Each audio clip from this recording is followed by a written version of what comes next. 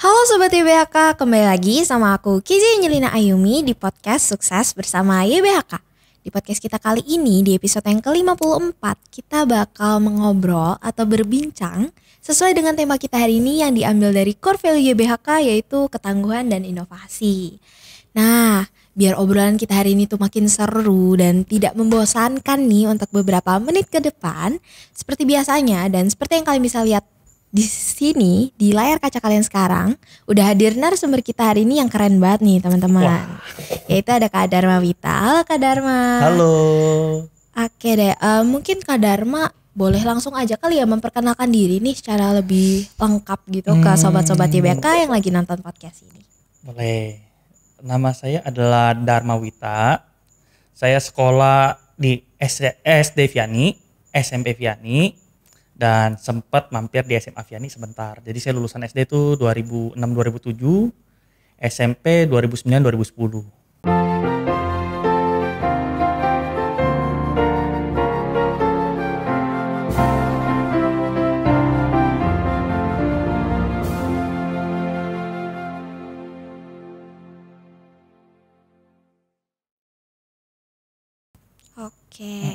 Oke deh, kita ngobrol-ngobrol tentang sekolah dikit nih Kak ya. Kita flashback gitu. Kalau boleh tahu, apa sih yang menjadi alasan kakak nih memilih bersekolah di sekolah Viani? Oke, gini. Kalau dulu itu pas sebelum saya masuk di Viani, saya sempat sekolah di luar. Oke. Jadi tepatnya pas saya masuk Viani itu bahasa Indonesia saya nggak gitu fasih-fasih banget. Oke. Masih kaku lah ya. Terus pas saya masuk Viani ini, dan waktu itu pertama kali saya ketemu itu dengan guru namanya Bu Sisilia. Bu Sisilia. Waktu itu saya masuk di kelas 4 SD Viani. Oke. Jadi saya masuknya bukan dari kelas 1, dari kelas 4 SD. Oke. Kesan saya waktu pertama kali datang ke sekolah Viani itu, pertama saya lihat sekolahnya, wah gede nih sekolahnya, terus muridnya juga rame gitu kan. Iya. Terus saya lihat juga gurunya tuh welcome banget. Oke. Sambutannya tuh kayak, padahal kita kan bukan siswa sana, tapi disambutnya kayaknya udah siswa lama banget di situ sekolahnya. Jadi, wah asik sih kayaknya. Welcome banget lah Welcome ya. banget lah. Oke deh. Selama kakak bersekolah di SD dan SMP Viani, pasti ada dong ya pengalaman-pengalaman atau momen-momen yang berkesan nih buat kakak. Boleh nggak tuh Kak diceritain ke aku dan juga sobat-sobat YBK yang lagi nonton podcast ini? Mungkin boleh dari situasi sekolah, teman-teman atau guru-gurunya gitu yang masih kakak inget nih sampai sekarang. Kalau yang ku paling inget itu sebenarnya waktu SD, guru paling berkesan itu Bu Sisilia karena pertama kali sambutan ya. Oh iya. Itu pertama kali sambut. Terus ketika injak kelas 5, kelas 6, itu ada kepala sekolah namanya Pak Emil. Pak Emil. Jadi waktu itu sempat guru IPA tuh belum ada. Oke. Jadi kepala sekolahnya langsung turun tangan. Langsung menggantikan posisinya. Oke. Dan kelihatan banget, wah ternyata sekolah ini tuh gurunya itu wawasannya sangat luas. Jadi ngajarin kita juga, kita dapat semuanya gitu. Iya. Saya juga kaget kan waktu itu kan. Kita pikir, oh kepala sekolah kan bisa siapa aja sebenarnya. Iya. Bisa guru olahraga, guru IPS. Tapi ini kepala sekolah turun langsung, wah langsung ngajar biologi, langsung ngajarin IPA. Wah hebat banget. Iya. Paham. Kalau misalnya pas SMP ada nggak tuh Kak momen-momen yang menarik atau masa-masa yang masih kakak inget nih sampai sekarang melekat di memori gitu? Yang pasti kalau waktu loncat dari SD ke SMP ya, yang paling kita ingat pasti outbound-nya. Karena waktu itu kan seru aja kan. Oh iya benar-benar. Waktu MOS ada outbound segala macam. Tapi yang paling berkesan waktu ujian kelas 3. 3 SMP itu ya? Waktu mau kelulusan. Waktu itu masih ada UN ya Kak berarti? Masih. Okay. Masih ada UN. Okay. Dan waktu itu paling berkesan ya Pak Andreas dan Pak Enga kepala sekolah. Kenapa tuh kalau boleh tahu? Jadi waktu itu kalau saya nggak salah ingat, dulu tuh saya sempat telat ikut ujian. UN tuh ya? UN. Jadi waktu itu kalau misalkan nggak ikut ujian, mungkin hari ini nggak di sini juga. Belum lulus lah ya? Belum lulus. Kalau sekarang sih nggak tahu ya, anak-anak sekarang ada UN apa enggak sih nggak tahu. Nggak ada kebetulan. Enak ya. Kalau kita kan harus tiap semester tuh belajar, latihan lagi, ulangan lagi. Nanti kalau dulu tuh kalau nggak ikut UN kita, udahlah, in the end lah, gak bakal bisa lanjut nih. Iya. Udah kacau lah waktu itu. Nah waktu itu ternyata dari hebatnya sekolah Viani ini, YBHK ini, gurunya tuh nggak cuma dari SD, SMP, SMA tetap support terus sama siswanya. Oke. Dan aku itu termasuk siswa yang cukup apa tuh? sedikit bikin masalah. Oke. Sedikit bandel. Oke. Terus Ini gimana sedikit tuh? rahasia ya. Apa tuh? Jadi kalau Di-spill nih rahasianya. bandel waktu SD dulu tuh zamannya kita 17 Agustus. Ya. Itu kalau hari Senin kan kita tetap disuruh masuk atau hari Minggu Oh iya tetap benar. masuk. Karena kita harus ikuti ya. upacara. Iya.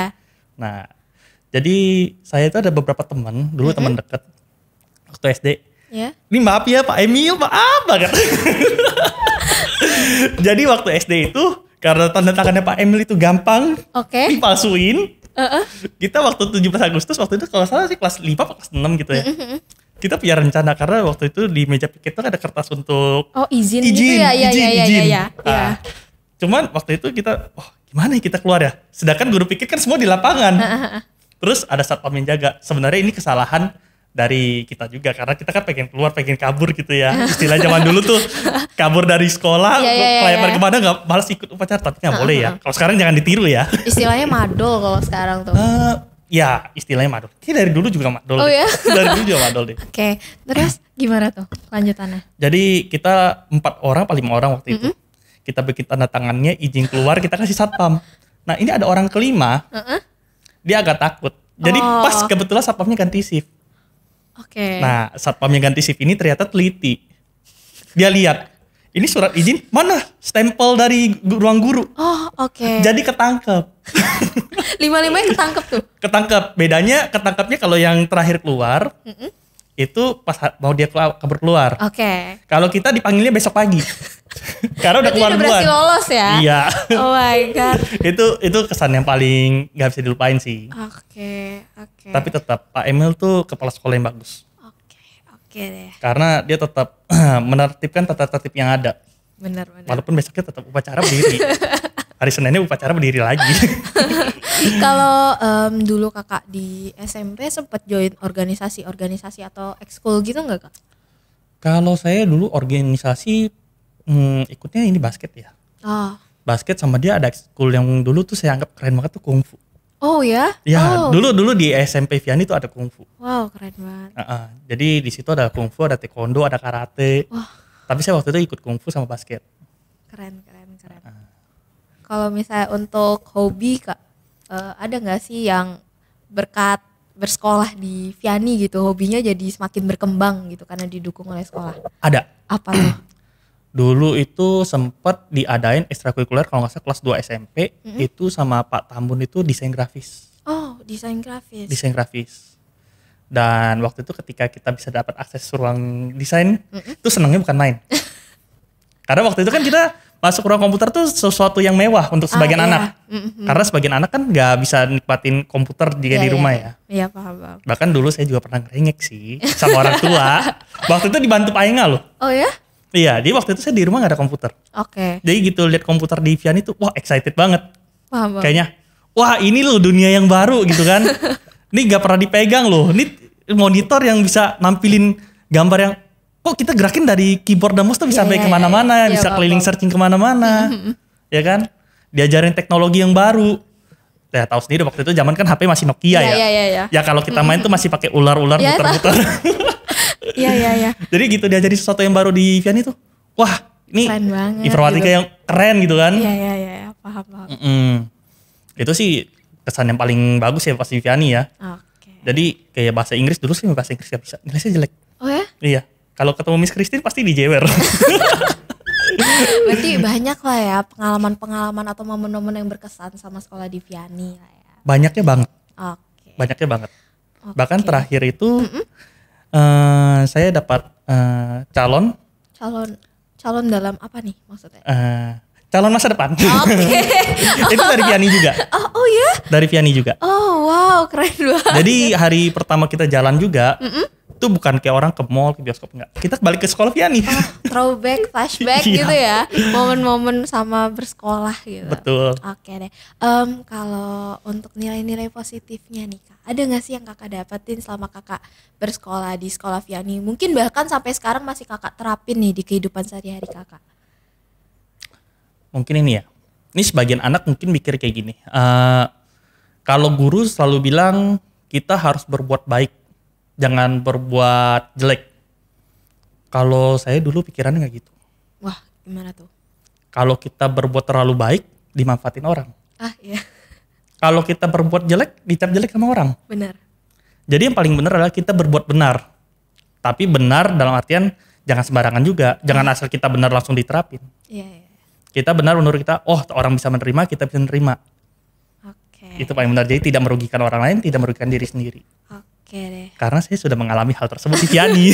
Berarti Dan ada- ajarannya bagus-bagus di situ. Ya, berarti banyak lah ya nilai positif juga yang bisa kakak dapat gitu kan. Iya. Kalau untuk tantangan nih kak, selama kakak bersekolah pada masa itu, apa nih tantangan yang kakak hadapi? Tantangan selama bersekolah ya. Mm-mm. Ya pasti ujian sih sebenarnya. Kalau tantangan pasti ujian. Oke. Sama guru-guru. Kenapa tuh gurunya? Kalau zaman dulu ada namanya guru killer ya.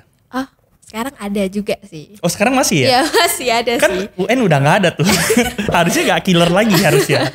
Tapi ada lah yang vibesnya kayak ke bawah masih killer tuh ada. Kalau zaman dulu tuh kayak apa kak? Guru killer ya? Kalau guru killer tuh SD di matematika, Oh oke. SMP matematika lagi.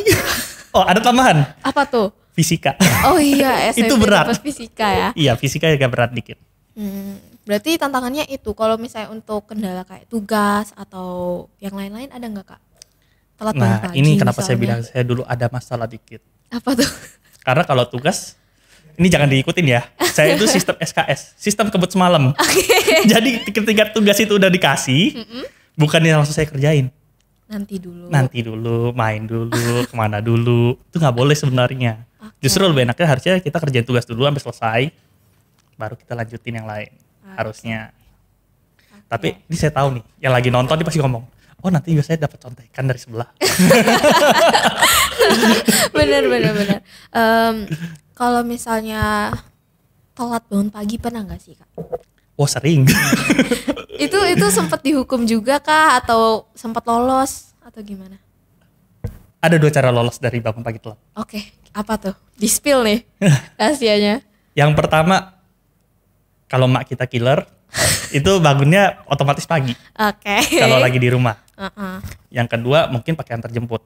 Yang ketiga, nyelinap pas guru nggak ada. Tapi itu paling susah biasanya. Pernah kak? Kakak pernah ngelakuin itu nggak pas bersekolah? Pernah. Wow, lolos dong. Lolos. Waktu itu karena kebetulan pagi-pagi itu seni budaya. Jadi kan mereka praktek. Masuk ruang kelas. Iya, paham. Duduknya biasanya di belakang biar nggak kelihatan. Padahal telat. Jangan dicontoh ya tapi. Jangan dicontoh sekarang. Tapi kalau dikit-dikit boleh lah. Oke deh, mungkin cukup nih kita flashback ke masa-masa selama kakak bersekolah di sekolah Vianney. Kita sekarang pindah topik ke bisa dibilang yang menjadi highlight podcast kita kali ini nih, yaitu profesi atau pekerjaannya kakak gitu. Oke. Mau nanya nih kak, kakak udah memiliki pengalaman bekerja di bidang apa sih? Mungkin boleh diceritain ke sobat-sobat IBHK. Pengalaman kerja ya. Iya. Macam-macam sebenarnya. Kalau dari kita sekolah sebenarnya saya udah melihat prospek sebuah pekerjaan itu dari mana. Oke. Ini kalau yang ingat yang seangkatan sama saya ya, apalagi yang namanya Renaldi. Ya, tolong ya jangan jualan bawang lagi di kelas. Karena gini, Kenapa kak? saya melihat sebuah prospek bisnis itu harusnya diajarkan sejak dini, Oke. bukan sejak lulus. Kenapa? Kenapa? Waktu itu di mata pelajaran IPA, itu Bu Nini ya ngajarinnya di SMP. Kita disuruh bawa bahan praktek. Oke. Ada yang bawa kadal, cicak, kelabang, iya. buat dibedah. Paham. Terus kita ada bawa tumbuhan buat disiung gitu kan, dilihat. Tahu. Oh ini berapa Pakai ini, mikroskop, gimana pakai gitu-gitu. mikroskop. Iya. Nah ini saya suka dari Vianney ya. Dia ada Kenapa mikroskop, jadi alat labnya tuh lengkap. Oke. Jadi waktu kita mau coba apa aja bisa di situ. Bisa ekspor juga lah ya. Iya, itu yang saya suka dari Vianney. Oke. Nah, jadi waktu kita ada anak tuh yang nggak pernah bawa barang. Iya. Salah satunya saya. Ya. Oke. Saya nggak bawa apa-apa waktu itu karena saya nggak tahu waktu praktek. Ya namanya bandel lah ya, kadang-kadang aja bolos kan. Saya nggak bawa. Nah si Renaldi teman kelas kita ini, dia bawa bawang tuh sekitar mungkin setengah kilo ada kali. Oh wah. Dia jualin tuh 2.000 satu siung, mahal banget. Mengambil keuntungan lah. Ngambil keuntungan, Melihat peluang. melihat peluang. Mungkin orang tuanya bisnismennya luar biasa waktu itu. Oke. Ini kalau dia datang undang podcast boleh kali ya. Jadi Oke. waktu itu saya belajar, oh dia ini mempelajari sebuah bisnis yang baru. Waktu itu otak saya masih ya radar kurang Oke. mengisi bahwa itu ada bisnis. Oke. Ngeliatnya nolong teman, padahal nggak dimanfaatin. Terus pengalaman-pengalamannya berarti di bidang apa aja nih Kak? Saya pertama waktu itu dulu orang tua kan buka usaha elektronik, Oke, elektronik. jualan kayak baju, lampu, TV, kayak gitu-gitu kan. Terus saya lihat, oh elektronik saya kurang suka karena bukan bidang saya yang saya tekunin. Oh, oke. Terus saya coba lihat ada kakak saya yang paling tua, dia jualan otomotif. Dan saya memang suka mobil. Oke. Jadi saya coba melihat ke bidang otomotif, saya lanjutin, saya coba bikin otomotif juga, saya coba jualan juga. Dan emang prospeknya sejauh ini bagus. Kecuali pas kehandem COVID bulan Oh, ini iya, ya. iya, Jadi iya. agak sepi ya. Tapi tetap saya jalanin. Oke. Selain 2 itu ada lagi nggak nih Kak? Ada 2 lagi. Wah, banyak ya teman-teman ternyata. Nah. Apa aja tuh Kak? Jadi kalau bisnis itu nggak boleh berhenti satu bidang. Oke. Sama kayak kita belajar. Kita belajar kan banyak di pelajaran sekolah. Ah, iya, Ada benar. IPA, IPS, PPKN, ini semuanya kita pakai sebenarnya. Oke. Jadi kalau ada bilang, oh pemerintah Indonesia nih kasih kita nih penerapan pelajaran terlalu banyak, sebenarnya enggak. Itu bagus sih sebenarnya. Cuma kita harus manfaatin. Kita lebih condong kemana, kita manfaatin. Oke. Jadi kita juga harus tahu nih, pasarnya kita kemana belajarnya. Gitu. Nah kalau di mobil saya kemarin lagi kurang, Mm-mm. saya geser. Ketika mereka work from home, kan mereka di rumah. Iya. Apa yang mereka butuh? Apa ya? Makanan pasti. Iya. Bisa kita jualan makanan online. Iya ya kan? benar-benar. Tapi makanan kan terbatas, orang kalau suka dia pesan, kalau nggak suka dia nggak Iya pesan. benar. Ya udah kita beralih ke dunia game jadinya. Game. Soalnya target pasar itu waktu online itu adalah yang paling banyak justru anak sekolah. Oh iya benar. Anak sekolah, jadi mereka pasti cari game. Nah kalau ngomong game nih, nah Iya. dulu saya bandel waktu SD, SMP, saya hobi ngegame, Oh oke. hobi banget. Bahkan saya rela waktu itu sempat bolos cuma buat gara-gara game doang. Waktu Oke. itu ya. Tapi jangan ditiru untuk sekarang. Ya, tapi sekarang sih sebenarnya kalau dunia game itu e-sport itu udah mulai maju, Ya lebih luas lah ya sekarang. lebih luas. Pada masa kakak tuh gamenya apa sih kayak CSGO gitu-gitu ya? Point blank. Benar. Tapi waktu itu prospeknya adalah orang tua nggak setuju kita main game. Ah, Karena alasannya, wah ini kalau kita belajar main game nilai drop. Bener, pasti drop. Jauh dropnya. Berpengalaman sepertinya. Betul. Sampai dicari oleh wali kelas. Oh wow. Oke. Kalau aku tertarik nih kak sama cerita yang game. Hmm. Yang bidang game itu kakak ngapain sih bisnisnya? Gini, kalau game yang sekarang mungkin banyak yang coba streamer, Ah iya benar. konten kreator. Kalau konten kreator sebenarnya agak berat untuk beberapa orang yang baru, kecuali kalau udah ada nama. Ah iya.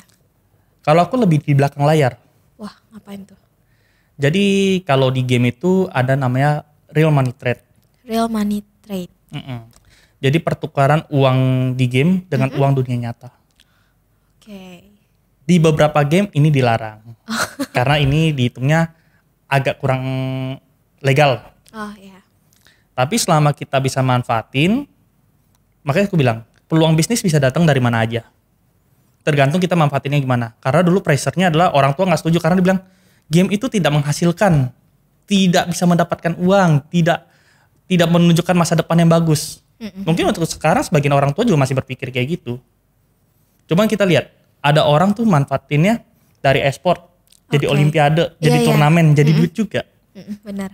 Nah, kalau untuk misalkan dia emang nggak jago dalam hal streaming, konten kreator, dia mungkin bisa jadi pemain latar belakang kayak aku, di layar belakang mainnya, Oke. main RMT. Dan kalau orang tua yang nggak tahu nih ya, Mm-mm. RMT itu paling kecil sehari itu bisa 100.000. Paling kecil 100.000. Paling kecil sehari 100.000. Itu lumayan banget lah ya. Ah, kalau Untuk aku sih remaja udah megang gitu. di atas 4 juta sehari. Oh keren banget. Iya. Keren banget parah. Jadi karena dulu itu kan dorongan juga ya sama kita ya. Wah, kamu itu kalau main game tuh gak bakal menghasilkan. Kamu itu tidak bisa membuktikan bahwa kamu itu di situ akan berhasil. Iya. Jadi sebenarnya kalau kunci berhasil nggak berhasil, pertama kita harus punya niat dulu. Iya benar. Bukan hobi ya, beda ya. Niat sama hobi beda. Kalau hobi karena kita cuma mau, Iya. jadi kita habisin semuanya di situ. Tapi kalau niat kita buktiin sama orang bahwa kita sanggup. Ada dorongan lah ya. dorongannya. Jadi waktu itu saya merasa, wah ini kayaknya mungkin ada benernya kata orang tua. Jadi saya mulai melihat prospek apa sih yang bisa dijadiin duit dari game itu supaya orang tua tuh bisa pandangannya beda. Iya benar. Kadang juga ada orang tua yang bilang, oh kamu tuh harus ambil profesi ini karena dulunya bapak mama dokter, kamu juga harus dokter. Tapi ternyata belum tentu. Kadang-kadang mereka bisa lari ke bidang lain. Di dokter itu kan. Iya, karena dorongan orang tua. Paham. Tapi mungkin untuk orang tua yang sekarang ya lebih ngedorong anaknya tuh, anaknya pengen apa dulu, dilihat dulu prospeknya, terus dicari tahu bisa berkembang nggak dia di situ. Iya, benar. Sekolahnya support nggak di situ. Benar. Kayak aku lihat teman-temanku sekarang ada yang di bidang makeup, padahal dulu kan nggak mungkin sekolah tata rias. Iya. Paling tata boga ada. Benar. Ada yang di perhotelan karena mereka suka sama kerjaannya. Beda sama kalau orang didorong. Kalau orang didorong dari orang tua, mereka kan lebih capek. Biasanya tertekan lah ya. Tertekan karena pertama dia udah nggak suka, dipaksa kerja di sana, jatuhnya stres. Iya benar. Paham aku. Aku masih penasaran sama real money trade nih Kak. Itu sistemnya kayak gimana sih? Oke gini, real money trade itu dihitungnya adalah tidak ngikat ke developer. Oke. Jadi kalau developer itu seperti contohnya kita membeli sebuah permainan lah. Kita membeli, kita mainin. Ternyata di dalam itu ada item-item tertentu yang orang-orang tuh lihatnya, oh ini tuh cuma bisa dibeli atau didapetin dengan cara khusus di dalam permainan. Misalkan kayak dungeon atau semacamnya kayak gitu kan. Ini buat yang gamer pasti udah pada tahu. Nah, kalau real money trade itu kita kayak bisa menjual bentuk jasa, bisa menjual bentuk item, bisa juga berbentuk kayak fasilitas. Oke. Fasilitas yang dikeluarkan apa? Nilainya beda-beda. Dan kalau yang pengen coba RMT paling gede, itu bisa coba game RPG. Macam seperti kayak Guild Wars 2, kayak RF Online, Atlantica, yang kayak gitu-gitu. Atau Lineage. Dulu sempat populer Lineage. Dulu itu Lineage itu satu item 16 juta. Wow. Jadi tergantung sebenarnya. Permainannya dia sukanya apa. Jadi sama kayak pelajaran. Dia kalau nggak suka pun dia nggak bisa ngasilin. Iya benar. Tapi kalau misalkan permainannya jenis tertentu, kalau kayak CSGO ya tadi nyebutnya ya. Kalau itu kan lebih ke kompetisi. Iya. Itu nggak bisa buat RMT. Oke. Mungkin bisa tapi beberapa doang, kayak skinnya doang itu bisa di RMT. Cuman kan peminatnya nggak setinggi RPG. Iya. Gitu. Oke deh, selain bisnis RMT, Kakak kan juga punya pengalaman di banyak bidang ya kayak otomotif. Kalau otomotif itu kayak gimana sih Kak bisnisnya gitu? Mungkin biar teman-teman dan sobat IBHK yang nonton dapat gambaran. Kalau otomotif itu sebenarnya bisnisnya sih biasa aja ya. Kayak kita jual barang, beli barang aja. Kita beli yang murah, habis itu jualnya agak tinggi dikit buat dapat untung. Tapi kalau untuk yang orang yang masih baru masuk dunia jual beli, kan kita harus tahu produk ini boleh dibeli nggak? Produk ini bisa menguntungkan nggak? Iya. Ada rugi, ada untung. Tapi yang paling penting dalam bisnis ya, kita nggak boleh kalah mental. Karena waktu itu aku ingat banget. Kalau nggak salah waktu itu siapa ya? Leonard dia pernah bilang ya. KFC aja ciptain ayam nih, itu gagal ribuan kali, ratusan kali buat bisa sukses. Bikin resepnya. Jadi kita juga sama. Mungkin kita di bidang ini gagal. Kita masih bisa cari bidang yang lain. Kayak saya tadi, oh mungkin mobil lagi sepi nih. Walaupun saya pegang bidangnya cukup expert ya. Iya. Jadi kita coba bidang lain. Kayak aku jualan coba ke kaos, coba ke game. Karena kita lihat situasi juga. Sama kayak halnya aku ambil tema itu dari waktu kita sekolah. Tahu dong waktu zaman sekolah itu ada musiman namanya ada abang-abang jual balon air. Tahu. Nah, biasanya dia datang tuh di akhir bulan-bulan Desember, mendekati Natal. Di Indonesia tidak ada salju. Jadi gimana? Bikin balon air buat dijual. Iya benar. Oke deh. Tadi kan Kakak sempat sebutin kaos ya. Iya bisnis betul. Kaos, clothing brand gitu. Betul. Kalau boleh tahu Kakak ini bisnis kaos juga dalam bentuk online atau offline Kak? Gini, kalau kaos, kenapa aku pilih bidangnya kayak game, mobil, kaos? Pertama, dalam bisnis kita harus melihat dulu barang yang tidak gampang rusak apa dulu. Iya. Kedua, tahan lama. Ketiga, diminati banyak orang. Iya. Bisa aja aku jual makanan, tapi kan banyak yang buat. Kalau kita nggak bisa ngejual, barang itu basi, expired, Iya, buang. benar. Jadi kita harus ngeliat prospeknya. Nah ini yang saya suka dari YBHK nih, dari awal udah ngajarin kita gimana cara disiplin, gimana kita membuat semuanya tuh teratur, yang mana lebih didulukan, kan kayak gitu. Di ujiannya juga sama. Waktu kita ulangan, mungkin kalau di UN kita dikasih tugas tuh berentet. Hari ini matematika, ntar fisika ulangannya. Kan berentet kan. Tapi di sekolah YBHK enggak. Dia tahu ini besok ujiannya double nih. Dia kasih ajaran, ini hari Senin sama Selasa dia matematika dulu diajarin. Nah sebelum ujian ntar Kamis Jumat baru fisika. Jadi nggak ketekan. Paham. Dari situ ya kita bisa belajar. Oh ternyata guru-guru tuh ngerti. Apa yang dialami siswa tuh ngerti semuanya. Gitu. Nah kalau untuk masalah kenapa aku jual ke baju garment ya. Kaos targetku gini. Dari zamannya sekolah aja kita udah diajarin bisnis sama teman kita sendiri. Iya. Dari dong. Bawang tadi ya. Iyalah dari bawang tadi. Jadi kalau baju itu targetku juga anak SMP, SD, SMA, kuliah. Karena mereka butuh kaos pasti. Iya. Gak ada matinya lah itu. Gak ada matinya satu. Itu benar. Gak ada matinya dan bisa ngikut musim. Iya. Padahal baju kaos itu kan modelnya itu aja. Kan kita gak mungkin dong berubah bentuk ya. Huluk tinggal tarik baju buka ganti lagi. Iya benar. Kalau selama kakak menekuni bidang bisnis lah hitungannya dari berbagai macam bisnis yang udah kakak lakuin, ada nggak sih kak tantangan sendiri yang kakak hadapin gitu selama menekuni bidang ini? Aku selalu berpegang sama pendirianku ya. My life, my rules. Hidup saya aturan saya. Jadi kalau kita nggak ngikutin aturan yang kita bikin sendiri, itu nggak akan sukses. Beda sama orang. Kalau ada orang tuh bilang, oh pokoknya saya ikutin orang tua, soalnya orang tua udah sukses. Nggak juga. Kadang orang tua sukses kita ngikutin, kita belum tentu bisa sukses kayak dia. Benar. Walaupun ada yang ngomong sih, buat jatuh tidak jauh dari pohonnya. Tapi nggak gitu kalau di bisnis. Iya, paham. Berarti bisa dibilang itulah ya tantangannya. Iya, kita tantangannya ketemu orang. Terutama aku itu dulu orangnya introvert. Introvert nih. Ya. Pemalu gitu lah ya. Jarang ngomong sama orang. Bahkan teman-teman sekolahku mungkin dulu yang kenal aku tahu aku sifatnya kayak gimana. Tapi berhubung sering mulai ketemu orang, mulai sering berbicara sama orang, jadi mulai terbiasa lah. Sempat dapat konsumen atau customer yang bisa bilang ngeselin gak sih kak? Kalau ngeselin ada. Dan konsumen itu dari 1 juta orang kita ketemu, tidak ada yang sama sifatnya. Benar. Tidak ada yang sama. Dia misalkan sekarang itu dia setuju barangnya, tiba-tiba di pertengahan dia bilang saya nggak setuju. Di cancel. Ada yang kayak gitu. Ada juga yang ketika kita udah nggak kira-kira dia kayaknya ini orang nggak bakal beli deh.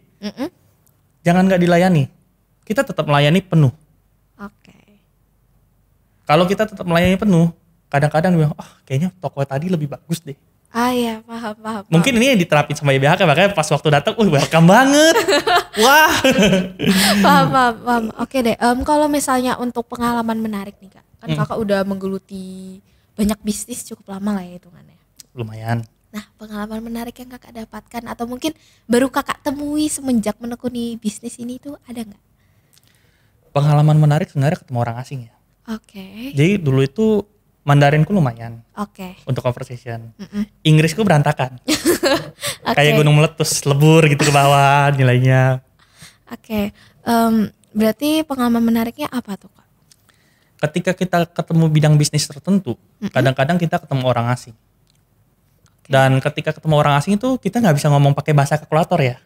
Kalau di pecinan kita pasukan Cina kalkulator, gitu kan? Ini harganya segini, nggak boleh kayak gitu sebenarnya.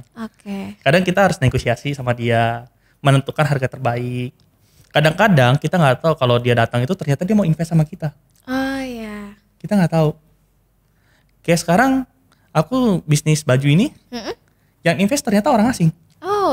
Menarik ya. Iya, jadi produknya tuh nggak dari sini malahan. Produknya dari luar. Jadi kadang-kadang kita nggak tahu bahwa yang investor ini ternyata orang asing. Paham. Ya kita bisa ambil untung dari sana kan, pemerintah juga pasti dapat dong. Dari pajaknya kan dapat juga turun juga. Kan mereka impor barang kan kita bantu jual juga, jadi saling menguntungkan. Iya, saling menguntungkan. Berarti banyak lah ya pengalaman menarik yang kakak temui gitu. Banyak. Dan Viani kayaknya udah memprospek semua anak didiknya kayak gitu kayaknya. Soalnya dari sekolah waktu SD aja, kita udah diajarin bahasa Inggris, bahasa Mandarin. Waktu aku masuk ya, kayak sekolah lain tuh nggak kayak gitu deh. Ah iya benar. Kayaknya cuman mungkin bahasa Inggris, mungkin umum ya bahasa Inggris ya. Tapi di sini ada Mandarin juga. Iya, conversation. Conversation, cara terapinnya. Oh, terutama praktiknya. Ah iya benar. Praktiknya dulu tuh sama Miss Christine ya. Kita dikasih tugas. Pokoknya kita harus cari orang luar, diajak conversation langsung. Oh. Jadi waktu Menarik itu sempet aku pergi ke mall daerah Puri ya. Itu buat nyari bule-bule tuh buat diajak ngomong. Apa aja deh. Pokoknya yang penting kita pede sih sebenarnya ngomongnya. Mau kita salah mereka tetap ngerti. Bener sih, PD salah satu kuncinya. Pede harus. Karena kakak cerita yang perkara bule tadi, aku penasaran nih, itu tugasnya gimana sih kak? Maksudnya dicatat kah atau di videoin atau gimana? Waktu itu kayak zaman masih handphone masih Nokia ya. Gak bisa video ya. Kalau video pun 3GP yang gambarnya pecah-pecah kali sekarang ya. Gak bisa dilihat ya. Jadi waktu itu adalah dia bilang kita harus foto sama orang luar ini, harus tahu identitasnya siapa. Dia kerja di bidang apa, kenapa bisa sampai di Indonesia. Kenapa dia bisa mau mengunjungi Indonesia. Waktu itu kita dikasih tugas tuh 2 orang, soalnya 1 buat backup. Kalau kita gagal untuk conversation pertama, ada teman backup kita di dari belakang nih. Bantuin gitu kan. Dan waktu itu pas praktik kita disuruh pilih tim sendiri. Nah ini yang agak ribet. Kenapa tuh? Biasanya kalau pilih tim nih, yang udah temenan tuh tahu yang pintar yang mana langsung mencar. Paham. Berarti bisa dibilang bersekolah di Vianney udah dapet basic lah ya untuk masa depan gitu. Benar. Udah dapat basicnya, jadi buat masa depan tuh udah lumayan banyak. Di bawahnya dari bawah udah banyak juga. Terutama guru-guru tuh dia tahu, oh si A bidang ini lebih condong, si B bidang ini lebih condong. Nah kalau dulu itu kan kita sekolah ini kita misalnya nih bisa IPA IPS. Iya. Jadi guru tuh udah tahu ini anak ini cocoknya di mana, anak ini cocoknya di mana. Biasanya guru-guru udah tahu. Udah dibantu melakukan penjurusan gitu. Udah melakukan penjurusan, tapi juga harus dilihat juga sih harusnya dia ini minatnya kemana. Paham. Oke deh. Terakhir nih kak, nggak kerasa ya udah mau kita tutup podcast ini. Oh, cepet banget ya. Iya Pak, nggak kerasa kan. Tapi sebelum kita langsung tutup, ada nggak nih kak pesan-pesan yang pengen kakak sampaikan ke teman-teman dan sobat YBHK yang nonton podcast ini? Mungkin untuk menginspirasi juga biar mereka mau menggeluti bidang bisnis gitu. Oke. Kalau untuk inspirasi, nggak tahu kalian bakal ngasih saya ini sebagai contoh inspirasi yang bagus apa enggak. Tapi yang pasti satu, kalau kamu nganggap kamu bisa di bidang tersebut, buktiin sama orang tua kamu sanggup dan bisa. Jangan kamu bilang, aku nyerah deh, aku ikut orang tua aja. Berarti kamu gak memperjuangkan yang kamu bisa. Tapi kalau kamu memperjuangkan yang kamu bisa, buktiin bahwa itu sukses. Jangan buktiin itu gagal. Walaupun memang gagal itu pasti ada. Tapi buktiin itu sukses. Dan emang itu bisa dimajukan, bisa menghasilkan. Soalnya kayak aku dulu kan, orang tua lihat aku, nge-game mah ini gak ada duitnya. Ternyata menghasilkan. Ternyata menghasilkan. Oke deh. Itu dia teman-teman pesan dari Kak Dharma. Terima kasih banyak nih untuk Kak Dharma yang sudah mau membagikan cerita flashback masa-masa saat bersekolah juga. Aku juga mau ngucapin terima kasih banyak nih buat sobat-sobat YBHK yang nonton podcast ini dari awal sampai akhir. Saya Kisha Angelina Ayumi dan saya Dharma Wita. Pamit undur diri, sampai jumpa di podcast selanjutnya. Bye-bye. Dadah, sobat YBHK.